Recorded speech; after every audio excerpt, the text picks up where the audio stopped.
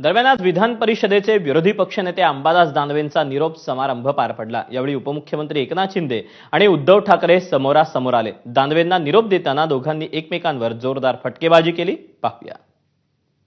एक कार्यकर्ता म्हणून अंबादास अतिशय उत्कृष्ट काम आपण केलेलं आहे। सोन्याचा चमचा घेऊन तुमचा जन्म झालेला नसला तरी सुद्धा गोरगरीब आणि सर्वसामान्यांच्या घरात जन्माला तुमचा जन्म झाला तरी सुद्धा तुमची भावना आहे की बाबा या महाराष्ट्रातल्या सर्वसामान्य लोकांच्या जीवनामध्ये बदल व्हावा, यासाठी सातत्याने सत्ताधारी पक्षात नसताना देखील विरोधी पक्षात असताना, विरोधी पक्षनेता असताना सरकारकडून जेवढं काही आपण प्रयत्न केलेले आहेत हे सगळ्यांना माहीत आहे। पदं येतात आणि पदं जातात, पण शेवटी जनतेच्या मनामध्ये आपली प्रतिमा काय म्हणून राहते हे आपल्या आयुष्याचं फलित असतं।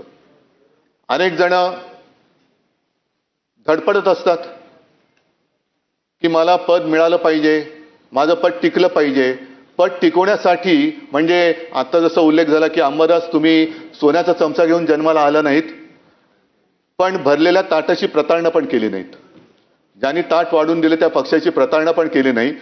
नाहीतर त्या ताटामध्ये जे आहे ते माझंच आहे, पण आणखीन मिळावं म्हणून आणखीन दुसऱ्या रेस्टॉरंटमध्ये जायचं असा अपराध तुम्ही केला नाही। त्याच्याबद्दल खास तुम्हाला सगळी जनता ही धन्यवाद देत असेल।